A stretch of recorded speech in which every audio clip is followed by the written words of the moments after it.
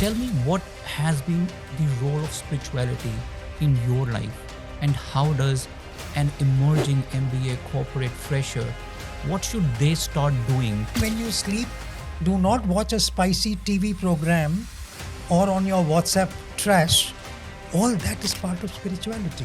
So if I have to ask you about diligence, what does it mean? 3 things, in fact.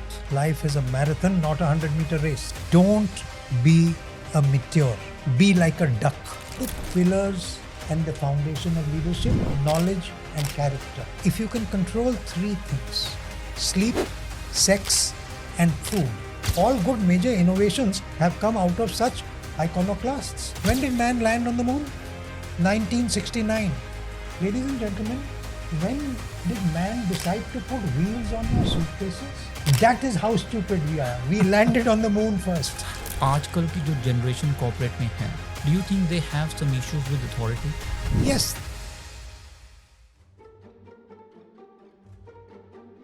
Feel like you're drowning in expectations, like no matter what you do, it's never enough. Welcome to the corporate world. But here's the thing, it doesn't have to be this way. And our guest today, Brigadier Sanjay Agarwal, has seen pressure at a whole different level. And today, he's breaking down how to survive and thrive in this chaos. In today's episode, we are getting into real, no-nonsense career lessons. Why your career is a marathon, not a sprint. Why you shouldn't be a meteor, shiny today, gone tomorrow. Why this too shall pass isn't just a feel-good phrase. It's a mental survival toolkit. And the big one, moral courage. Praise in public, criticize in private. Be firm, not bitter. Lead by serving, not shouting. So if you are an MBA grad, a fresher, or just trying to figure out this corporate maze, tune in, because this episode might just save your career.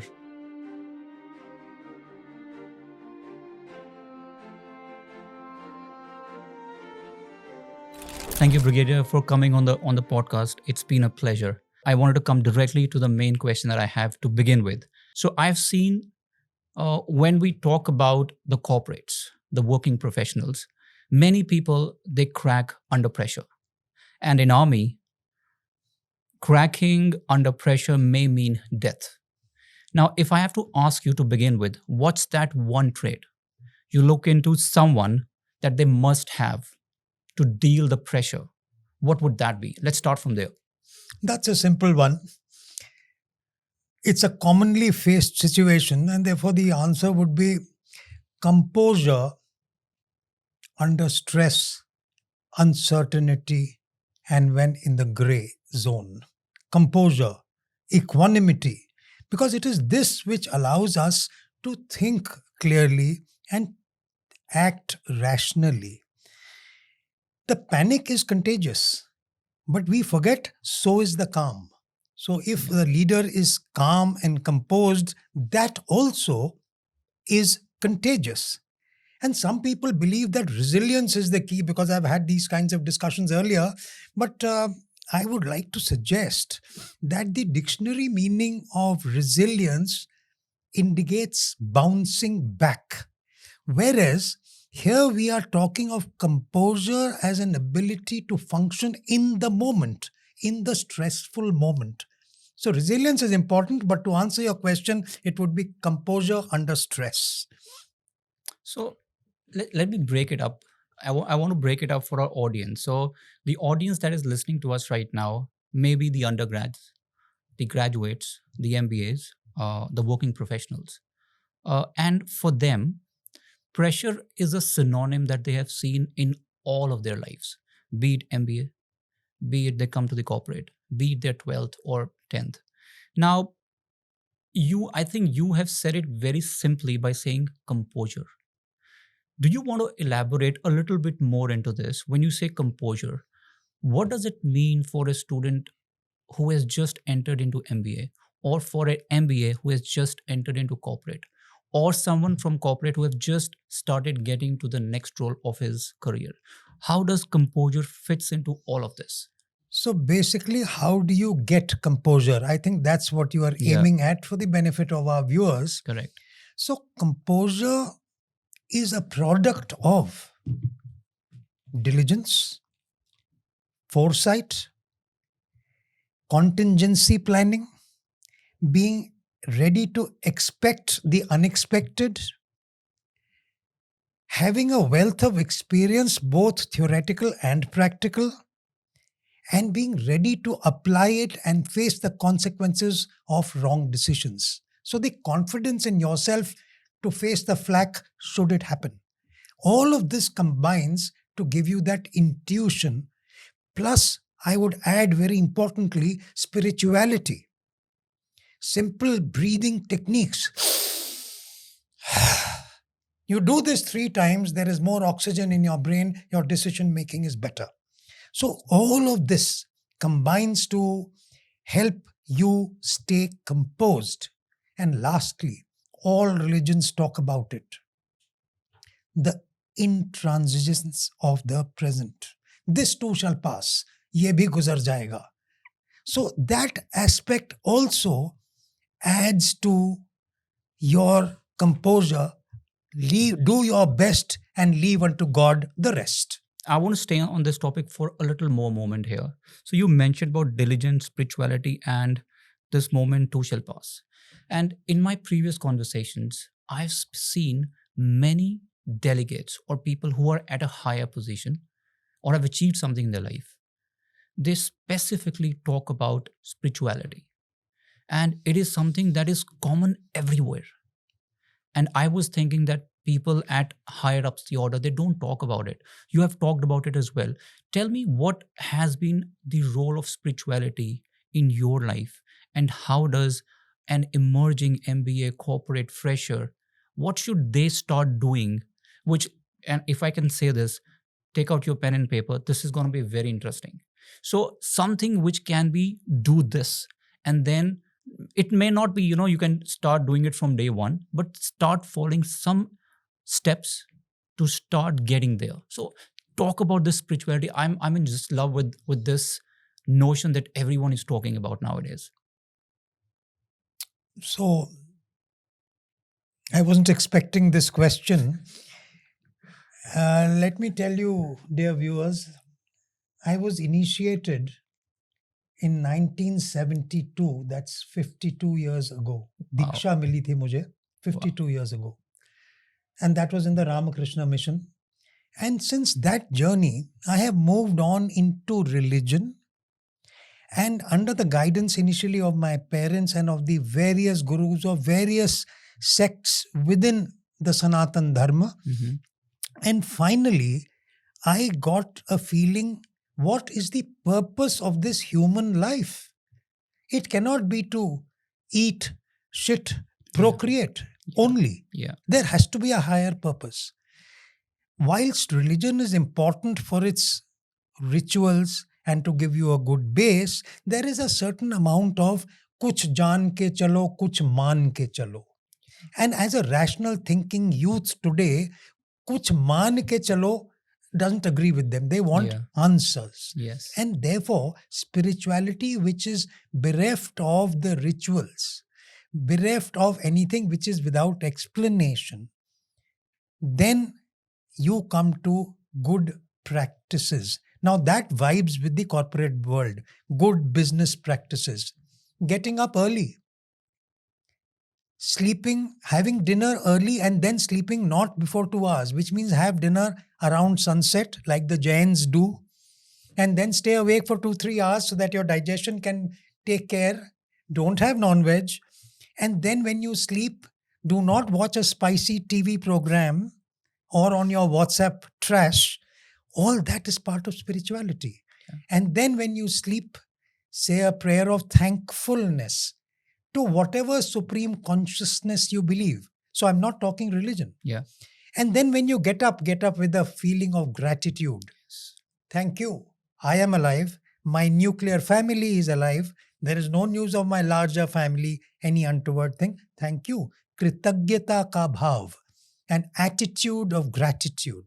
So these things, and then when you come to spirituality, as I said earlier, you add in Ashtanga Yoga, It directly helps. What is Yeah. yoga? Union. Union. So we are looking at life holistically, Yeah. not compartmentalized.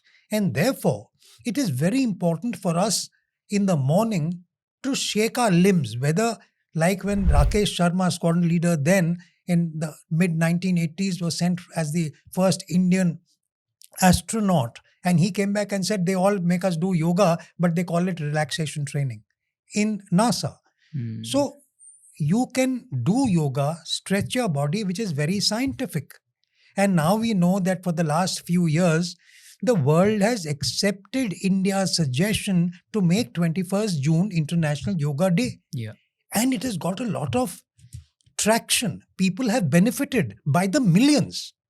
So, yoga, breathing. I just gave you an example. And even when we do our firing, we are taught to breathe in, breathe out half, and then press the trigger. So, all of this is very scientific. Spirituality is not mumbo jumbo. Spirituality as a foundation of a wholesome, stress free life, the way nature designed it, is a very strong pillar. It does not put down whichever religion one is from. Please go ahead with that. Yeah. But it is a very wholesome perspective. I follow my religion, the other person follows his or hers, which is okay. We both believe that a breath is a connection between this and the upper, just like a kite, which is the upper, and I am controlling the kite through a thread. Saddi and Manja. Yeah. Similarly, the breath is that bridge Yeah. which is linking us with the superior. So, spirituality, I could go on for hours. I've spoken abroad on World Religion Day. I think this much should be. Yeah. And I didn't want to cut you because this was such a resonating conversation. Because if I give you my example, and I've said this on the previous podcast as well, there comes a calling time for everyone. And I believe that. I'm a strong believer of that. जब से मैंने spirituality को जाना है, a little bit, not much, I have seen a change in my demeanor, the way I think, the way I talk, and the way I perceive people. You know, if you remember in our lead up to this, we were having a conversation, and I brought up these two words, perception and perspective. I think all of this has been my connection to spirituality. And the reason I want to discuss so much in detail, because in the corporates, in your MBAs, in your graduations, if you're preparing for AIR or for your examinations, this is such a vital part of your overall demeanor and preparing. Because if you're not calm, you cannot prepare. You have so many things going on in your head all the time, and you will always be tensed. I'm not sure what's happening now. So, let me give you one more example. It struck me that I always quote, and you can say it is religion, but it is common to all religions. And that is the concept of work without attachment to the results thereof. Yes. Sanatan Dharma calls it Nishkam Karma. Yes. Work without attachment to the results thereof. So, this concept, when applied even in business situations, as I said earlier, do your best and leave unto God the rest. Yes. You will actually find that your stress is lowered and therefore you function better. Yes. Yes. I feel that. I just want to move on to the next point, and I'm keeping this in mind, in view, that the listeners here are some of the group that are about to go into the corporate world. And there are some that are still there and they haven't found their footing yet. You used the word diligence. If I ask you and I know you have been speaking in so many different forums about leadership, and the way you make it understand to someone, it's so easy. It is something that I vibe so much with. So if I have to ask you about diligence in simple language to an upcoming employee, what does it mean? Not in terms of a definition, but sometimes some things that he or she can actually employ to their job. Okay. So, as my children were growing up, right from class 8 onwards, my daughter's about 40 years plus now. So, I used to tell them something which will answer your question. 3 things, in fact. Number one, life is a marathon, not a 100-meter race. You are asking me how would I define diligence or what Yes. I understand out of it in practical terms. Yes. Life is a marathon, not a 100-meter race. Number one. Don't be a meteor. What does a meteor do? Comes in with a flash, And burn out, yes. and that's the end of the story. Yes. Third and last, be like a duck. That's interesting. So think of a duck, viewers, in a pond. The duck is gliding, and there are beautiful 3 ripples this side, 3 ripples this side. Beautiful, poetic, aesthetic. But what is happening underwater? The webbed feet are furiously pedaling unknown to the public. There is a lot of hard work behind that poise and smooth glide. That's diligence. When you get up in Brahma Muhurt and you practice, whether you're an athlete or you're a film personality or you're preparing for your exams, there's a lot of sacrifice which people don't come to know. Yeah. That is diligence. Your contingency planning is diligence. So life is a marathon, not a 100-meter race. And even if it didn't come useful now, like when you throw these bouncers at me, all of life's hard work and that thing in the back of your head helps you formulate answers, and people say, oh yes, this vibes with me. So that is the diligence of the past, which I'm encashing on right now.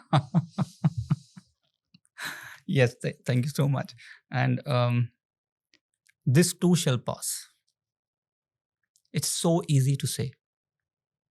And I have seen people struggle. This is such a simple line. But मैंने अपने friends, अपने relatives देखे हैं who cannot let go of things which happened, and that impacts their future career goals because they just stay, मेरे साथ ये हो गया, उसके साथ नहीं हुआ, किसी ने मेरा वो credit ले लिया, मेरे को मिलना चाहिए था, and they just sulk and sunk into that. So if someone has to come to you and say, sir, मुझे बिल्कुल plain भाषा में समझाओ कि मैं कैसे करूं ये. So this too shall pass. How do we experience this and accept it? Because your point is valid. Many people don't accept it. Yeah. And they get stuck in that groove. So let me give you a difficult answer in 2 lines and then elaborate. In 2005, I started doing Vipassana. Yeah. It is one of the parts of Buddhism. Yeah. And in Vipassana, they start you off, it's a 10.5-day intense meditation course, camp.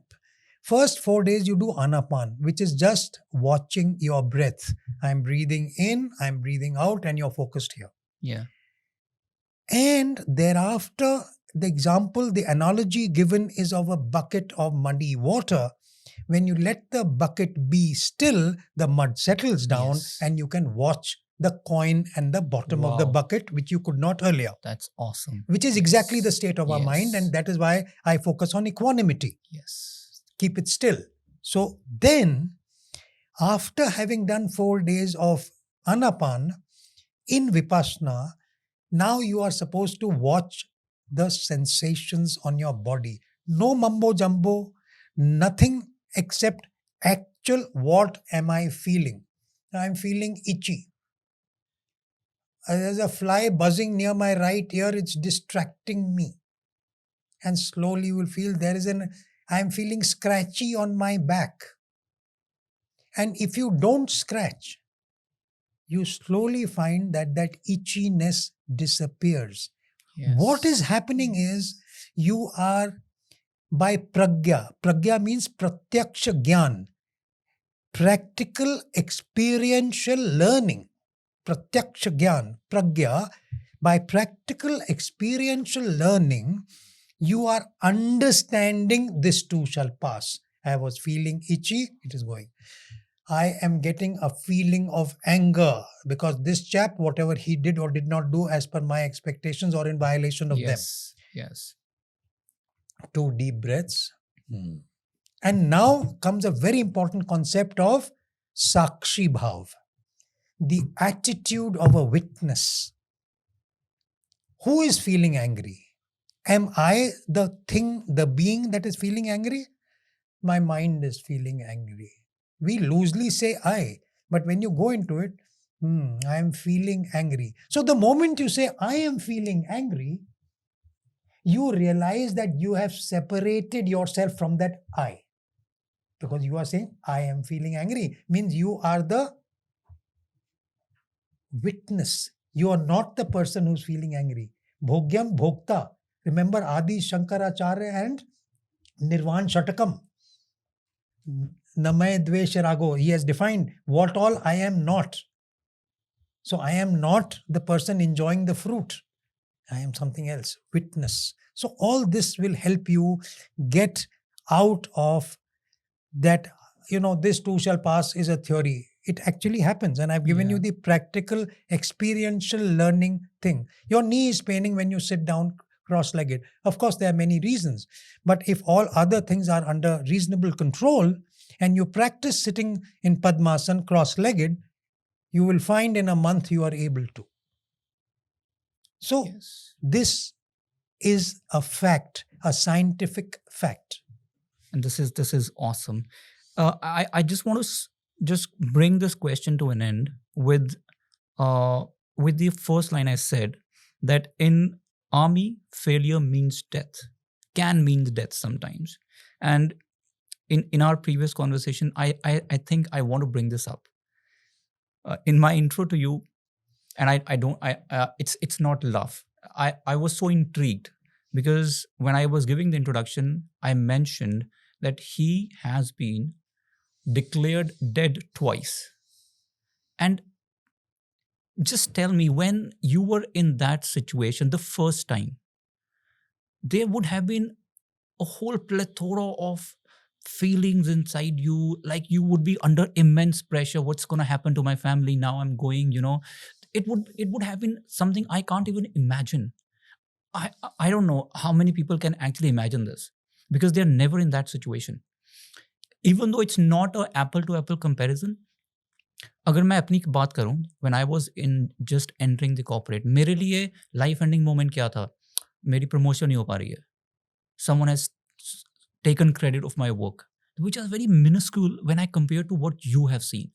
So what component of pressure was in your mind at that time? And if you want to narrate a little bit of that story, if that is okay with you, like what happened, and then what component of pressure you think was there, something that the audience can relate with.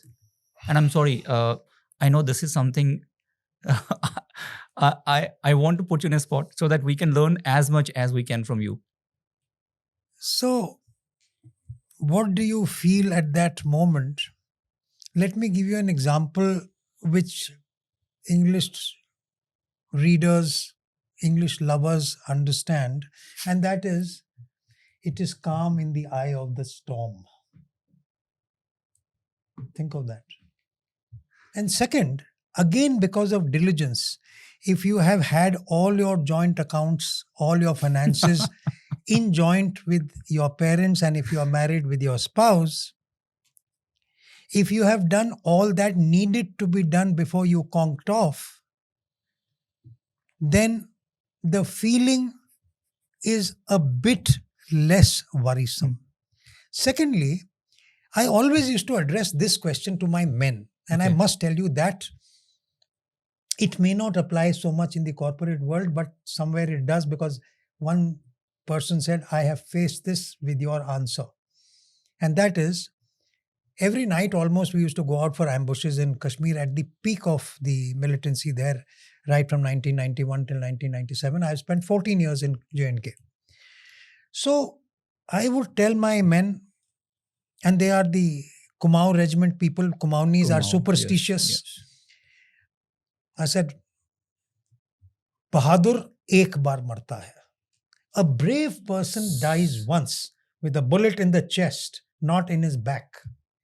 But a coward, fearing death, dies 1,000 deaths. Yes. And of course, there is that famous Western poem, How more gloriously can a man die than defending the flag and the ashes of his fathers? Wow. There's a long poem there. So when you talk to your men like this, it motivates them to make the supreme sacrifice or be ready to make it. And importantly, it helps you to bolster your conviction to lead Yeah. from the front and be the first one, if required, to make that sacrifice. And the good part is, the moment you are bold, which is different from being foolhardy, you are actually increasing your chances of survival. Survival, yeah. Whereas if you were cowardly, the chances of unsavory incidents were more. Yeah. So that confidence, that bravery, as distinct, and I must tell you, not foolhardy, it helps. And you are able to address this issue. So when you are there in the eye of the storm, it is calm because you know I've done everything. You know that I have lived a decent, proper, clean life. You know that I have empowered my family. And A, the government will look after in whatever its schemes. B, the spouse can stand on his or her own feet. And the children, if they are there, they will be able to face the world. And this is how it was meant to be. Yeah. So a certain amount of fatalism also helps a certain amount of it. So it's a balance of all this. And at that moment, if you start thinking about these distractions, it can be very bad. And that is something which shows up straight away. लेकिन sir मैंने ये नहीं किया वो नहीं किया. You go to hospital, when a person is told he's got a week to live, there are certain people who remain calm and composed. And there are certain who get into, and they're hastening their end by worrying about things which they should have done in the last 5 years. Correct. So that is how I view it. And again, I have something which you mentioned is so interesting. You said, don't be coward.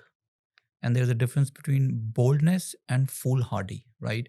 Now, I associate that cowardness so much with a corporate or with an MBA. And I'll tell you how I'm saying this. What happens in corporates, or let's talk about the MBAs first. You have so much of pressure. And the pressure is you have to submit an assignment. Now, so suppose you're not able to do it. Many people will feel pressure that अगर मैंने ये नहीं दिया time पे तो मेरे marks सफ़र करेंगे. And उसका trade off क्या है? Trade off is that they don't learn anything from that assignment. Then it becomes a race against time. That is one thing. So I think वहाँ पे students are becoming too much of coward. Coward is not the right word, but they are becoming too much oriented toward the marks only, no knowledge. Second is in the corporate.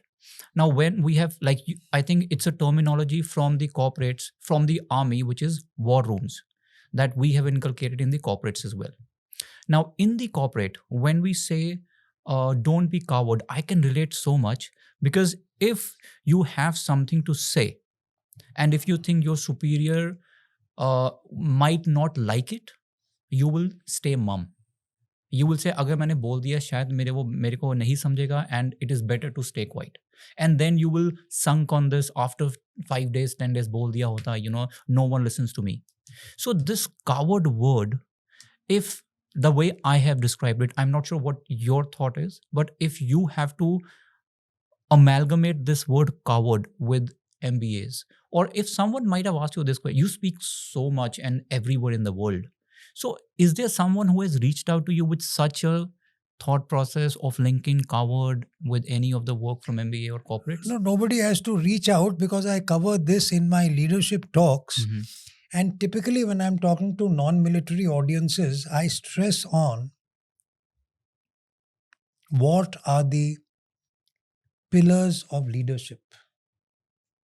Yes. And because I was advisor at a place where civil engineering was involved with the National Highway Authority of India, therefore, and I used to teach at the Indian Academy of Highway Engineers, I still do. What are the pillars and the foundation of leadership? I give an example of a building. The foundation pillars are two: knowledge and character. Knowledge of people and profession. And notice I said people first. Though you may be into coding, though you may be a chartered accountant, you may be a doctor, but as you rise, your people skills take precedence and become more important because you are handling people as you go up. And your professional hardcore coding or chartered accountant or medical skills are very much required, but then you have many specialists below you. So people skills first as you grow up. You start with professional skills and then gradually people skills. On the other side, you had, I said, character. And in character, courage, to answer your question. In the military, Yeah. at the cutting edge, it is physical courage. But even in the military and very much in the corporate world, there, as you rise in the military, the chances where you may be required to demonstrate physical courage would be few. But moral courage, you are required to possess it intrinsically and exhibit it on a daily basis in whichever profession you are, military or non-military, corporate or government. Moral courage is very important. So that is where moral courage is. And the second thing, part of character, is initiative. Not Yes. taking decisions Yeah. on a wisecrack, it's also a decision. Yes, in diplomacy and statesmanship, yes. But fundamentally, windows of opportunity in the corporate world are fleeting. Yeah. And the entrepreneur who can exploit those fleeting windows of opportunity by taking initiative will succeed. And the third part of character is willpower. Yeah. So I've said knowledge of profession and people, character with initiative, courage, and willpower. And then pat the question in people's mind is, because I've been asked, so how do we increase our willpower? Yeah. Ichha Shakti. Kaise बढ़ाएं? So the answer in the scriptures is, if you can control three things: sleep, sex, and food, they directly contribute to bolstering your willpower. Sleep, sex, and food. Think about your mothers and grandmothers. 4 days a week they used to keep a vrat. आज संतोषी का माँ का व्रत है, आज हनुमान जी का व्रत है, आज फलाना व्रत है, आज फलाना व्रत है, आज निर्जला व्रत है, आज नमक नहीं खाएंगे, आज फलाना व्रत है, आज मौन व्रत है. So these are the ways to build the overall picture of leadership. And you were on courage and I got this onto moral courage, which is a daily requirement, a constant requirement for everybody. Physical courage for non-military person would be required when the situation so demands, but moral courage very much required everywhere. You mentioned about moral courage, and then you mentioned one sentence which is, in corporate, the chances of initiatives are fleeting. There is less window. Chances of opportunities are fleeting. And therefore initiative is critical to seize that fleeting window of opportunity. Correct. So let's stay on that for a moment. Now, I am a fresher who has just joined, and I am into the organization for more than 8 months or 10 months at max, less than 1 year. And I have those initiative thoughts. I want to do that. But on a practical note, maybe my manager, he or she thinks that I'm very new and I'm not good for this right now. I need more experience. But I know inside or innately that I have those. Now, a fresher or a beginner going through these thoughts, what are the things that you will suggest? So a cynic would say, hide your brilliance under a bushel. And there is some merit in that advice too. However, let me give you an example from the Indian Air Force. Mm-hmm. Our fighter pilots, today, of course, the socio-economic landscape of our country has changed and you all buy cars just about when you join your jobs. But let me tell you, when I became an officer in 1979, My colleagues learned flying a fighter aircraft first, and they learned driving a car later. And therefore, why am I telling you this? These young boys, and that time there were no women in the Air Force, they give their experiences of the dogfight practice in the air. And that young, fresh, inexperienced blood is listened to very carefully, very respectfully by the senior veterans, the Top Guns, Tom Cruise types. So, what I'm saying is, it is a balance. You should know when to hide your brilliance, being the youngster, and validate your theories more. And even when you have to say them as loud thinking rather than with very firm conviction and being abrasive. And equally, the veteran, the senior person there in that business, in that management, understands that if this young blood is nipped in the bud, if it is humiliated, if it is made to feel small, they will shrivel. Yeah. And therefore, for their wholesome growth, praise in public, Yeah. criticize in private. Yeah. And therefore say, okay, we'll discuss this over the tea break. Suffice to say that there is a point, but in certain contexts, this would be applicable. So you moderate your thoughts. And if you are the senior guy, do not stub out the enthusiasm of a young person. Even you are required to contradict or refute the point, do so without taking away the self-respect of that other person. And this is something, I will now quote something in Hindi that I have told very many people within typically the military. When you are a top person, kathorta, yes. Katuta, no. Kathorta is being firm. Katuta is being bitter. Don't be bitter. We could never speak like this. How dare he? I'm sorry. That's an inappropriate thought. And if you articulate it, you're stupid. So, katuta nahi. Kathorta, haan. Katuta nahi. For a senior person, he can be hard. Paucity of time, we will discuss this separately. For now, let's go with the consensus, the majority, which is this. And there may be something good coming out of this out-of-the-box thinking. All good major innovations have come out of such iconoclasts, out of such out-of-the-box thinkers, out of such people who challenge tradition, who challenge procedure. They are the ones who have helped us develop further. Otherwise, let me give you a counter example of how stupid humankind is. Think about it. When did man land on the moon? 1969. Ladies and gentlemen, when did man decide to put wheels on your suitcases? That is how stupid we are. We landed on the moon first because we never listened to our young people with bright ideas. And therefore, I teach this, that please listen. You have put wheels on suitcases after you've landed on the moon.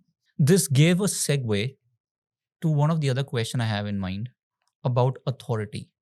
So you became a vocal in your conversation about let the young blood speak their mind. Do not snub them. Now, what I see, and you mentioned one thing very importantly, that हमारे time पे ऐसा नहीं होता था, but अब ऐसा होता है. So in that case, आजकल in the corporate, it's a different culture altogether. Like if I just remember my initial venture in the corporate, which was about 22 years ago, at that time, we had to say the person with sir in the beginning. Otherwise, he or she would mind it. But aajkal ke scenario mein, it's not there. It's first name basis. Exactly.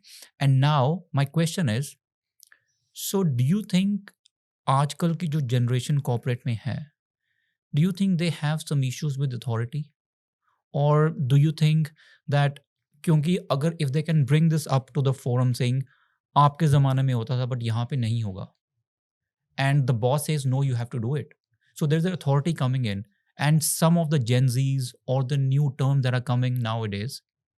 What's your thought on that? How is that placing in the board of puzzles? Where do you see them? Is it is evolution? How should a newbie should think of that?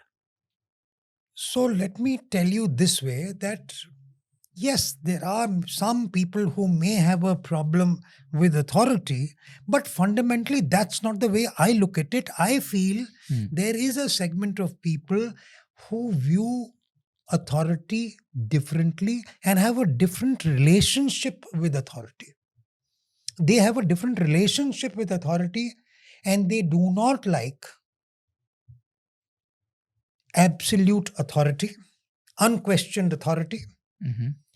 And separately, they do not like unearned authority. Because you are the business owner, loosely called Lalaji's son, it is unearned authority till you get your hands dirty and prove yourself on the shop floor, manufacturing floor, or whatever it is. Yeah.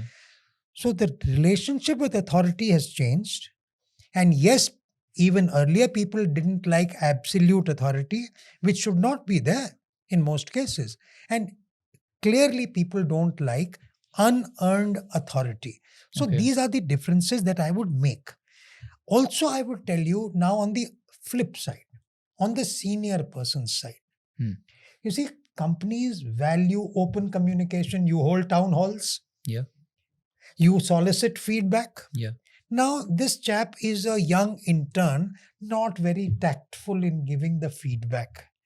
And therefore, this open communication and tactless feedback is now taken to be resistance to authority, which is not the intention of that fresher. So please be empathetic. There may be a language problem. That guy may be a Frenchman. His English is just pass, average. So think of it that way. And this, when I teach, because I have taught international audiences, I have been teaching for the Indian franchisee of Stratford University. I am ongoing right now covering a course for the last 12 years, and it's on right now on ethics and corporate governance with the IMT Ghaziabad. And otherwise, I'm a distinguished professor with SRM University, Chennai. I cover these things for both sides. The youngsters need to keep certain things in mind, and equally, the elders need to keep in mind what is the intent of that person. And do not confuse semantics with intent. Also, I would say that for a senior, leadership should not be about suppressing dissent. Leadership should be about earning respect through my personal example, through my competence. Now, I am just representing a fresher, or not even a fresher, let's say a mid-level kind of a employee. Now, to me, I would like to do things my way. Okay. I'm an individual contributor as well as a team player. Now, if you are my manager and if I come to you and you snub me the first, second, and third time, I might become resistant to my suggestions to you, and I will not take your feedback clearly. And that happens in corporate every single day. Yes. I've seen that happening. Yes. Now, in that case, what you're sharing is great, but when it comes to on the ground thing, I have always mentioned this, not only in the military, but all my civil, non-military professorship. Dissent is desirable at the discussion stage. But at the execution stage, there are two options and only two options, and my view. So dissent and constructive criticism and out-of-the-box thinking, all that at the dissent stage is not only allowed, it is desirable, it is essential to come to the best possible options. But when you come to execution stage, the option one is compliance. And if there are other issues coming up, then the second option is viable mid-course corrections be suggested. Constructive mid-course suggestions for correction. Constructive. Not I told you so. मैंने तो कहा था, देख लिया, आ जाते हैं ऊपर से टपक के सीनियर मैनेजर बन के. Constructive mid-course suggestions for correction. And I'll give you very good examples. See what happened in demonetization, 2016, November. Yeah. The situation was a typical VUCA situation. And there, the government reacted beautifully. They kept updating their directions, policies, and orders based on fresh situations and circumstances coming. And ditto at COVID. And I am on record on all TV channels. In fact, I was grilled by Arnab Goswami. And the friend said, you have spoken for 1 minute, 12 seconds without Arnab interrupting you. This is a world record. And I repeated this to Arnab in the next time I met him. Kata, well, you must have been talking sense, sir. Because Arnab is known to interrupt people very ruthlessly. The nation wants to know that. So, the point I'm making here is that at COVID time, the government responding to new things. The Prime Minister had made 4 committees. They had subcommittees. So you were in the pipeline to feed ideas, etc. They had reached out to people who had sensible ideas. The point is, your ideas were taken. Now you can't go up and humiliate the other person and prove the other person wrong. If your intention is to get the work done, then please be a cooperative team member and ideally be a servant leader. When success is achieved, the people say, we did it. That is the hallmark of a bottoms-up leader from within. He or she is exercising leadership. But when there is success, the people say, we did it. And when there is failure, this leader will say, me. I was wrong in a fundamental issue. I take responsibility. Classic example, APJ Abdul Kalam, our rocket expert and our honorable president. So I want to be devil's advocate here. What you're saying, I completely agree with everything. But I'm saying on the ground, people do not have this kind of mindset the way you're explaining. This is good to know. This might be something that can be taught in the class. But when it comes to the actual scenario, people generally on the other side means the managers, they will not at all think rationally like what you're saying. So if someone is listening right now from a corporate perspective, he'll say, यार कुणाल ये मैंने सुना हुआ है, मुझे ये सब पता है, ऐसे ही करते हैं, ऐसे ही करना चाहिए, बट कोई करता नहीं है ऐसे. If you come on the ground, you're just talking things from 10,000 feet above the ground. तुम सिर्फ ऊपर की बातें कर रहे हो अभी. So tell me कि मेरे साथ ये हो रहा है. मैं अपने मैनेजर को 2-3 बार बोल चुका हूँ कि मुझे समझो, मेरा अप्रेजल चल रहा है या मेरा परफॉर्मेंस डिस्कशन चल रहा है, मुझे I am not happy with what has given to me or what has been reported for me. But मुझे क्या करना चाहिए? Should I switch jobs? Should I stay in the company? I know I'm good, but my manager is not good. He's not listening to me. So on the ground, क्या हमें उसको बताना चाहिए? Hide your brilliance under a bushel. Yes. And this too shall pass. Pass, exactly. So the point here is, what you are saying is true in cases, but let me give you a real life positive example which is opposite of what you're saying. Mm-hmm. And this example is from the corporate manufacturing sector, and it is at least 30 years old. 30? Yes, I read it in the Harvard Business Review as a young officer, Mm-hmm. and I became an officer, 46 years ago. Wow. And this example pertains to Toyota. Mm-hmm. And we all know Toyota for excellence. So the Americans wanted to know, they had the big 3 in Detroit, as to why is it that, what is in the DNA of Toyota that we don't have? Mm. So they groomed a fellow and they created a history, and they must have fudged some WorkX records and all, and he got recruited into Toyota. And what did Toyota ask him to do? He was not a fresher, some senior, 7-8 years, whatever. Please sit in that little box which is meant to overview for the supervisors, and keep sitting and keep watching the assembly line. At each stage, you can walk down and check things. You can ask people things. So the whole day passed. Next day, they said, you have to tell us what can we do better. And you will keep sitting here till you can tell us that. This is your job to start with. So after a lot of watching, after a lot of talking, and remember the Japanese have the total quality circles and all, where the workers sit down at the end of the workday and talk to each other. He came up with a small minor improvement. And they said, good. Now you have got our way. We listen to our juniors. They will tell us how to do and what to do, TQM. Because when I teach lean management, I have held FDPs for professors of 67 universities. These are the kinds of things which are happening. Let me give you an example. I was told by the government of India to escort a VVIP from a foreign country on an unannounced official but unannounced visit, and I was taken to various places as a brigadier. So I was given a jet and to fly him around. They were taken to BEL, Bharat Electronics. And what do I find there? Which I will not say in front of that VIP, so I took 10 steps back. And naturally, the CMD and everybody were there in line. So I said, CMD is too senior.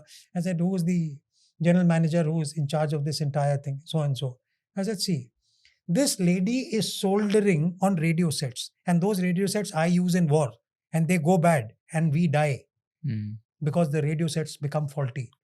She is soldering like this on a table. Her soldering iron is 14 inches long. It needs to be only 5 inches long. That's what I was because thinking. she's doing minute work. Why should this go till there? Number one. Number two, the light shadow of her hand is falling on the spot where she is soldering. Now, I've just given you a Toyota example. My heart wept because we have lost people because radio communication failed. And here is the thing. And because I was in a position where he could say, I said, look, I will be reporting this officially, not as a part of the visit, but it is surprising that you all, this is what you're doing. So please, by the time we reach back in Delhi in 5 days, if there could be an informal fax sent to me that this has been resolved and a photograph.